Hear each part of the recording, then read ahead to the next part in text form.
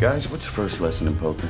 Never bet on the, No, leave emotion at the door. When Ocean's 11 hit theaters in 2001, it became an instant classic with crazy style and an all-star cast. But behind the scenes, there were wild pranks, strange accidents, and secrets that would shock even Danny Ocean himself. Here are 20 weird and surprising facts about Ocean's 11. Fact 1.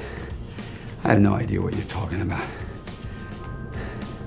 George Clooney is famous for his pranks, but this one almost got Brad Pitt arrested. During the making of Ocean's 11, Clooney decided to mess with his co-star in the most dangerous way possible. He bought a bumper sticker shaped like a marijuana leaf with the words F Cops printed on it and stuck it on the back of Brad Pitt's Toyota Prius without him knowing. Clooney later bragged about it at a conference, saying, "There's no way you're not getting arrested with that." The prank was risky because Pitt drove around Los Angeles for days without realizing he had a cop-insulting weed sticker on his car. Every time he got behind the wheel, he was basically asking to get pulled over. Clooney thought it was hilarious watching Pitt drive around completely unaware. When Pitt finally discovered the sticker, he knew exactly who was behind it. But Clooney didn't stop there. He also sent fake letters to Brad pretending they were from Tom Cruise, and even sent Meryl Streep a DVD from a dialect coach and signed Brad's name on it. Clooney admitted he was working on an even bigger prank that would end Brad's career, and said he was willing to wait years to pull it off. The pranks created a fun atmosphere on set, but this bumper sticker joke was definitely the most dangerous one. Fact 2. You're 30 seconds late. I was about to send out a search. Julia Roberts was the highest paid actress in Hollywood in 2001, making $20 million per movie. Getting her to join Ocean's 11 seemed impossible because the film only had an $85 million budget, and they already had George Clooney, Brad Pitt, and Matt Damon to pay. But Clooney came up with a brilliant and funny solution. He had never met Roberts before, but he wanted her in the movie. So instead of offering her millions, he taped a single $20 bill to the script and mailed it to her. Along with the money, he included a note that said, "I hear you're getting 20 a picture now." It was a joke about her massive salary, basically offering her $20 instead of $20 million. Roberts thought it was hilarious. She loved the joke so much that she agreed to read the script and eventually signed on to play Tess Ocean. The whole cast agreed to work for way less than their normal salaries, so the movie could actually get made. Everyone took pay cuts because they believed in the project and wanted to work together. Clooney's gamble paid off because Roberts brought star power and her chemistry with the cast was perfect. The $20 bill joke became a famous Hollywood story and showed how Clooney used humor and charm to build his dream team. That single $20 bill helped create a movie that made over $450 million worldwide. Fact 3. That portfolio contains the codes to all the cage doors? If you watch Ocean's 11 closely, Brad Pitt's character Rusty is eating in almost every single scene. But there's one scene where this habit caused a hilarious problem. In the scene where Rusty and Linus are watching Tess come down the stairs, Rusty is eating shrimp cocktail. The director, Steven Soderbergh, kept doing take after take trying to get the scene perfect. Every time they did another take, Brad Pitt had to eat more shrimp. By the time Soderbergh was satisfied with the scene, Pitt had eaten 40 shrimp. That's not even the weirdest part. If you watch carefully, the shrimp changes containers between shots. In one angle, Rusty is eating shrimp out of a tall champagne glass. Then, the camera cuts away, and when it comes back, suddenly, the shrimp is on a plate. Then, it's back in the glass again. This happened because they filmed so many takes over such a long time that the prop department kept refilling the shrimp in different containers. Nobody noticed the mistake until the movie was already finished. The eating thing was actually Brad Pitt's idea. He thought that since Rusty was so busy planning the heist, he would never have time to sit down for a real meal, so he would just grab food whenever he could. The directors loved the idea and started writing food into more of his scenes. It became such a famous part of Rusty's character that they kept it going in all 3 Ocean's movies. Fact 4. Don Cheadle plays Basher, the British explosives expert, and he's in tons of scenes throughout the movie. But if you look at the original credits for Ocean's 11, his name isn't there. Cheadle demanded that his name be completely removed from the film. When reporters asked him why, he said, "With Oceans, there was some stuff that happened behind the scenes that I didn't like how it went down. So I just said, take my name off it." He never explained exactly what happened, but rumors say it was about money and credit placement. Apparently, Cheadle wanted his name to appear at the beginning of the movie alongside Clooney, Pitt, and Damon as one of the main stars. The studio said no, and wanted to list him with the supporting cast after the title. Cheadle got so upset about this that he told them if he couldn't be credited as a lead actor, he didn't want to be credited at all. So Ocean's 11 came out with Don Cheadle giving a great performance, but with zero credit for his work. It's like he's a ghost in his own movie. The weird part is that Cheadle clearly got over it because he came back for Ocean's 12 and Ocean's 13. And in those sequels, he finally got the credit he wanted at the beginning of the film. By the third movie, Cheadle was joking about how much fun he had on set, riding bikes and playing basketball with the cast during breaks. Whatever the fight was about, everyone moved past it. Fact 5. Most movies build fake casino sets in a studio, but Steven Soderbergh wanted everything to look real. So he made a deal to film inside actual Las Vegas casinos while they were still open for business. The crew shot most of the casino scenes at the Real Bellagio, the Real Mirage, and other working casinos between 2 a.m. and 6 a.m. when there were fewer people around. But even at those hours, the casinos were still open and real gamblers were still playing. This meant that while George Clooney and Brad Pitt were acting, real tourists and gamblers were walking around in the background. The crew used hidden cameras and wireless microphones to avoid disturbing the casino business. Sometimes real people would accidentally walk right into the middle of a shot without knowing they were in a movie. Security guards had to quietly move people out of the way without making it obvious. One night, a drunk gambler stumbled into the middle of a take and started yelling at Matt Damon, thinking he was a real casino employee. Production had to stop and gently walk the man away. The real casino atmosphere made everything look authentic. You can hear actual slot machines, real dealers, and genuine background noise that a studio could never recreate. Soderbergh said filming in real casinos was incredibly difficult to coordinate, but it gave the movie a texture and realness that made it special. Fact 6. My doctor says I need vitamins. Carl Reiner plays Saul Bloom, the older con artist who pretends to have a heart attack in the casino. But Reiner almost wasn't in the movie at all. The role of Saul was originally offered to other actors, but they all turned it down or weren't available. Time was running out and production was about to start filming scenes with Saul's character. The filmmakers were panicking because they needed someone immediately. Finally, they called Carl Reiner and asked if he could do it. Reiner said yes, but there was a problem. He only had 5 days to prepare before his first scene was scheduled to film. Most actors get weeks or months to study their character and memorize lines, but Reiner had less than a week. He had to quickly learn his lines, understand his character's backstory, and figure out how to play a sophisticated con man. The biggest challenge was the fake heart attack scene. Reiner wanted it to look totally real and convincing, so he practiced falling and collapsing over and over. During one rehearsal, he fell too hard and hurt his shoulder badly. He got so bruised and swollen that a medic had to check him out. But Reiner refused to use a stunt double because he thought the scene needed his actual performance to work. He wore a padded vest under his costume to protect his ribs for the rest of filming. Despite only having 5 days of prep, Reiner's performance was perfect and he became a fan favorite character. Fact 7. What the hell's going on in the vault? Nothing, sir. The Bellagio vault that the crew robs in the movie wasn't just a cheap set made of cardboard and paint. Steven Soderbergh wanted total realism, so the production built a fully working vault that cost over $1 million to construct. They hired real vault engineers and actual casino security experts to design it. The vault door weighed several tons and needed motors to open and close. When actors pressed buttons or turned wheels inside the vault, things actually moved and worked. The money cages, the carts, and all the security panels were functional, not fake. The production used a mix of real cash and prop money for the vault scenes, and they had to hire armed security guards to watch over the real money during breaks. Building the vault took 3 weeks and required a team of technicians to operate it safely during filming.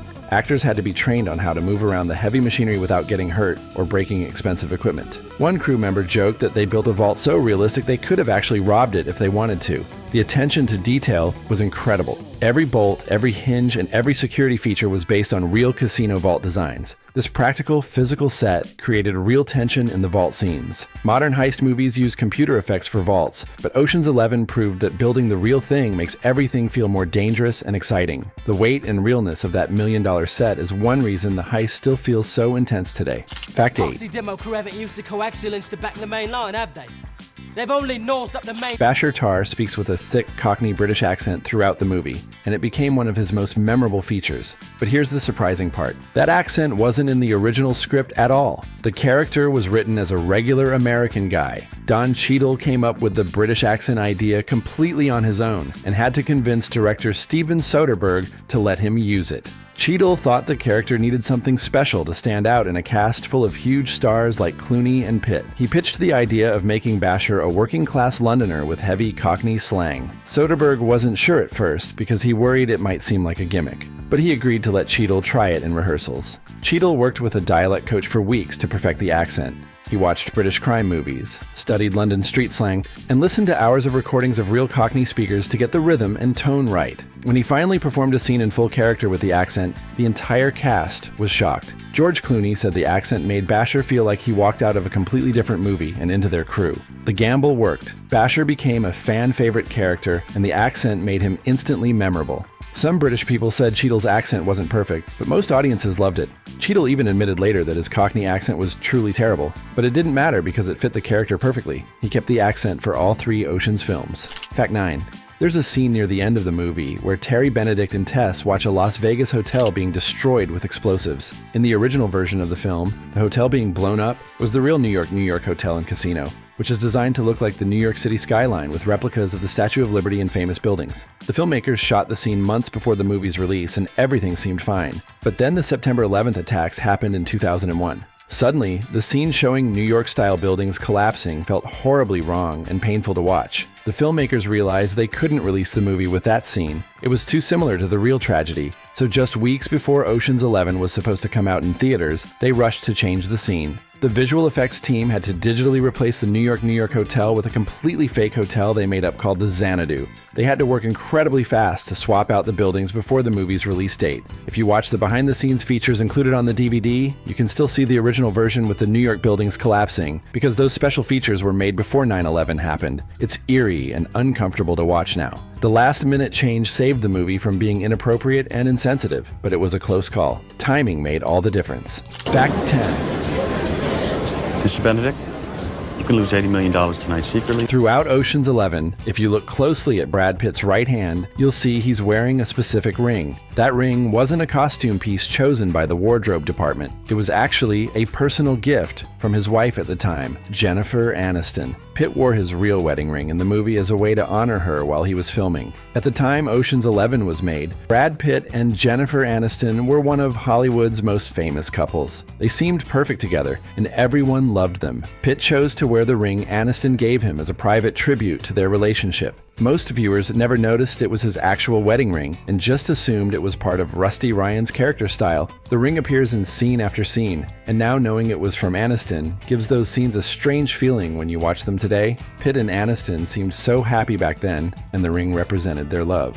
But just a few years after Ocean's 11 came out, their marriage fell apart, and they divorced in 2005. Looking back at the movie now and seeing that ring on Pitt's hand is bittersweet. It's a reminder of a relationship that once seemed unbreakable but didn't last. The ring became an accidental time capsule of that moment in Pitt's life. It's a small detail that most people missed, but it adds a personal layer to the film that makes it even more interesting to watch years later. Fact 11. Ocean's 11 had an $85 million budget, which sounds like a lot of money, but was actually not enough to afford the cast they wanted. George Clooney, Brad Pitt, Julia Roberts, and Matt Damon were all huge stars who normally commanded salaries of $15 to $20 million per movie. If they had all asked for their usual fees, the budget would have been spent just on actors alone, with nothing left for actually making the film. So George Clooney made the first move by volunteering to take a pay cut. He agreed to accept way less money up front in exchange for a share of the movie's profits later. Then he convinced Brad Pitt and Matt Damon to do the same thing. They all believed in the movie and wanted to work together so badly that they were willing to sacrifice their normal salaries. When it came time to approach Julia Roberts, she was making $20 million per movie. But inspired by the rest of the cast's commitment, Roberts also agreed to work for much less than her usual rate. The entire cast made the same deal. Smaller paychecks now, bigger rewards if the movie succeeded. It was a huge risk for all of them. If Ocean's 11 had flopped at the box office, they all would have lost millions of dollars compared to what they could have made doing other movies. But they took that gamble together. Ocean's 11 turned out to be a massive hit, earning over $450 million worldwide. Because of their profit-sharing deals, the cast ended up making more money than they would have with regular salaries. It all worked out perfectly.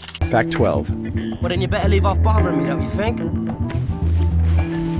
One of the coolest gadgets in Ocean's 11 is the pinch, a device that creates a huge pulse of energy to knock out all the electricity in the casino. It looks like science fiction, but it's actually based on real technology that exists. The pinch is based on something called an EMP, which stands for electromagnetic pulse. EMPs are real devices used by militaries around the world. They can shut down electronics over a wide area by sending out a burst of electromagnetic energy. The filmmakers wanted the pinch to feel believable, even though it's shown as a small portable device. In real life, EMP devices are enormous, require massive amounts of power, and are highly illegal for regular people to own or use. But for the movie, the production designer researched real EMP technology by talking to scientists and even visiting labs where these devices were being studied. They looked at real diagrams and photographs of EMP generators to make the movie version look convincing. The prop they built for the pinch was covered in real-looking wires, capacitors, cooling systems, and technical details that made it seem like something that could actually work.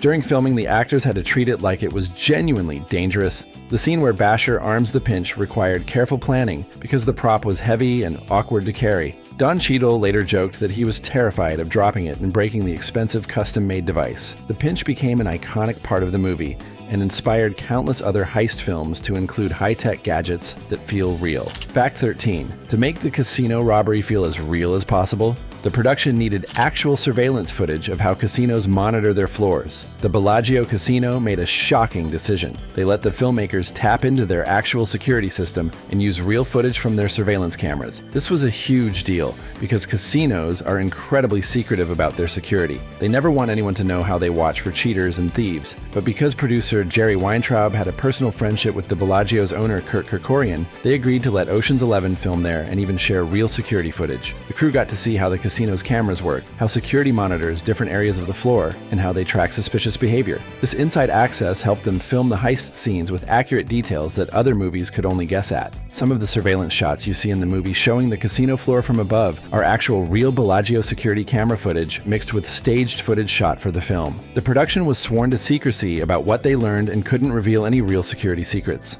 But having access to the genuine security system made the heist feel authentic. When you watch Danny Ocean and his crew plan how to beat the casino's cameras and guards, everything looks believable. Based on how a real casino actually operates, no other heist movie had ever gotten this kind of access before, and it's one reason Ocean's 11 still feels so real and intense. Fact 14. During the movie, there's a big boxing match between heavyweight fighters Lennox Lewis and Vladimir Klitschko that serves as cover for the heist. The fight is shown as a huge event that brings thousands of people to Las Vegas. But here's the weird part. That fight never actually happened in real life. When Ocean's 11 was filmed, Lewis and Klitschko were both real boxers, and everyone expected them to eventually fight each other. The filmmakers assumed the match would happen soon, so they used it in the movie. But that fight never took place. After the film wrapped, Lennox Lewis lost his heavyweight title, and the planned match with Klitschko fell apart. The fight that seemed so certain ended up never happening. What makes this even stranger is that Lennox Lewis appeared in Ocean's 11 filming his scenes during the fictional boxing match. Those couple of days he spent filming reportedly cost him something huge. According to his promoter, Lewis had to turn down other opportunities to film those scenes, and those missed opportunities cost him 3 world title fights and a potential $75 million payday. So Lewis showed up to be in a movie about a fictional version of a boxing match that he thought he'd actually have in real life, but that match never happened, and being in the movie possibly cost him millions of dollars in real fights. It's one of the movie's strangest connections to reality. Fact 15. Ocean's 11 is a remake of a 1960 movie that starred the legendary Rat Pack including Frank Sinatra, Dean Martin, and Sammy Davis Jr. By 2001, when the remake was being made, most of the original cast had sadly passed away, but the filmmakers wanted to honor the original film somehow. So they found 2 surviving cast members from the 1960 version and gave them small appearances. Henry Silva, who played Roger Cornell in the original, and Angie Dickinson, who played Danny's wife Beatrice Ocean, both appear briefly during the boxing match scenes filmed at the MGM Grand. If you blink, you'll miss them. They're not major roles, just quick appearances, as people watching the fight. For Silva, this was his final appearance in a movie ever. For Dickinson, it was one of her last film roles. These cameos were a touching tribute connecting the old version to the new version. It was a way for George Clooney and the cast to pay respect to the original Rat Pack and acknowledge that they were following in the footsteps of legends. Most audience members had no idea these 2 actors were in the remake, or that they had been in the original. It was a hidden Easter egg for true fans of the original film. The cameos represented a passing of the torch from one generation of Hollywood cool to the next, from Sinatra and the Rat Pack to Clooney and his crew. Fact 16. The entire plot of Ocean's 11 is based on one key idea. Casinos keep enough cash in their vaults to cover every single chip currently being used on the casino floor. The movie explains that on a big fight night, the Bellagio vault would be holding over $150 million because so many people are gambling. Danny Ocean's plan relies on this fact, but here's the problem. This isn't true at all. In real life, casinos work very hard to keep as little extra cash in their vaults as possible. They don't want huge amounts of money just sitting there. Instead, they constantly move money in and out, keeping their vaults at minimum levels. The idea that a casino would have $150 million just lying around in one vault on one night is pure fiction. Security experts and casino operators have pointed out that this major plot point makes no sense. If Ocean's 11 tried to rob a real casino the way they do in the movie, they wouldn't find nearly as much money as they expected. The vault would be disappointing. So why did the filmmakers use this fake premise? Because it makes for a better movie. A heist where they steal $150 million is way more exciting than a heist where they steal a more realistic amount, like $10 to $20 million. The writers knew the truth, but decided the story was more important than being accurate. Most viewers don't know enough about how casinos work to question it, so the fake premise worked perfectly and nobody cared that it wasn't real. Back 17. There's a scene where Rusty and Saul meet at a Greyhound racetrack to talk about the heist. During this scene, you can see dogs racing in the background, but one of those dogs isn't real. It's completely computer generated. This seems like a bizarre use of expensive CGI effects. Why would you need to create a fake dog when you're filming at a real racetrack with real dogs? The reason is actually pretty funny. The filmmakers needed a specific dog to be in last place during the race for the scene to work properly. But real Greyhound racing dogs are highly competitive and incredibly fast. You can't just tell a professional racing dog to slow down and lose on purpose. The dogs are trained to run as fast as possible, and they don't understand the concept of coming in last for a movie scene. So instead of trying to coordinate with real dogs, the visual effects team just created a digital dog and inserted it into the race in last place. It was easier and more reliable than trying to train a real Greyhound to be slow. Watching the scene, you'd never notice which dog is fake unless someone told you. The CGI was subtle and blended in perfectly. It's one of the strangest uses of visual effects in the entire movie, not for an explosion or a crazy stunt, but just to make one dog lose a race. Fact 18. Most big Hollywood movies with huge casts and complicated action scenes take 4 to 6 months to film, but Ocean's 11 was shot in just 60 days, which is incredibly fast. How did they do it? Director. Steven Soderbergh worked in a very specific way that saved time. He operated the camera himself instead of hiring a camera operator, which meant he could adjust shots quickly without explaining what he wanted to someone else. He also preferred natural lighting whenever possible, which cut down on time spent setting up lights. The tight schedule was partly necessary because of the cast's availability. When you have George Clooney, Brad Pitt, Julia Roberts, and Matt Damon all in one movie, scheduling is a nightmare. All these actors had other projects lined up and conflicting commitments. Some actors were only available for a few weeks, so Soderbergh had to shoot all of their scenes back to back regardless of where those scenes appeared in the movie's story. The cast had to be prepared and professional because there was no time for long discussions or endless takes. Soderbergh trusted his actors to come ready to work, and they delivered. The fast-paced schedule actually created good energy on set. Everyone stayed focused and sharp. Despite shooting so quickly, the film never feels rushed or sloppy. It looks polished and smooth. The 60-day shoot became proof that a tight schedule can push everyone to do their best work and that efficiency doesn't mean sacrificing quality. Fact 19.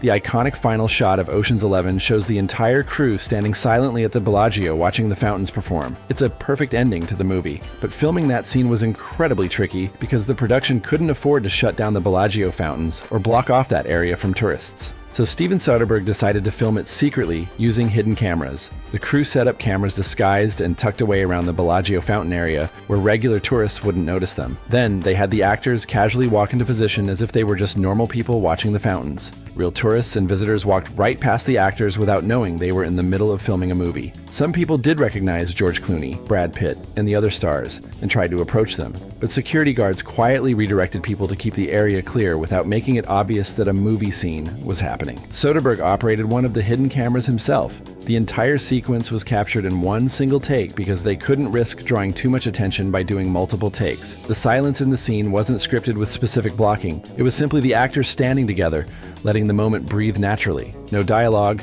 no fancy camera moves, just the sound of the fountains and the feeling of victory. That simple, honest moment became one of the most powerful endings in heist movie history. And it only worked because they filmed it secretly and naturally in the real location.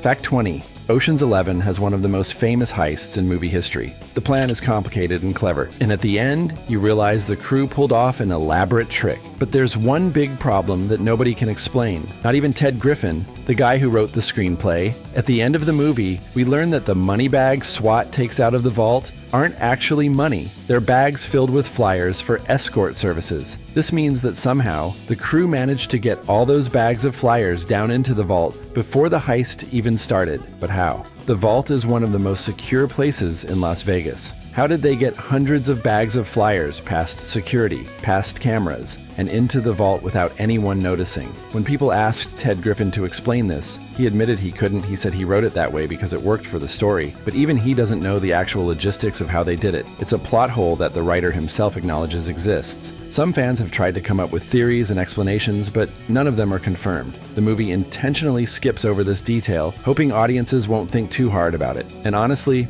most people don't. The heist is so entertaining and the reveal is so clever that viewers forgive the fact that one crucial piece of the plan makes no logical sense. It's movie magic at its finest. Make it entertaining enough that nobody cares about the impossible parts. And there you have it. 20 weird and surprising facts about Ocean's 11, the movie that made stealing look impossibly cool. If you enjoyed this, hit like, subscribe, and let us know which movie you want us to cover next.